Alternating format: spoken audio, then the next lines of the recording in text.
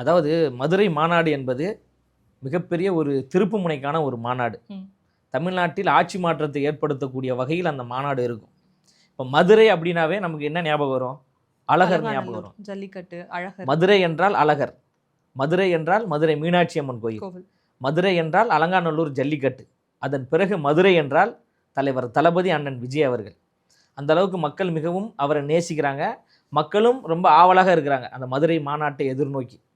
அந்த மதுரை மக்களுடைய உள்ளத்திலும் இல்லத்திலும் ஒரு நீங்காத இடம் பிடித்த ஒரு நபர் தான் எங்கள் தலைவர் தளபதி அவர்கள். அப்போ அந்த மாநாட்டிற்கான வேலைகள் நடந்து கொண்டிருக்கு.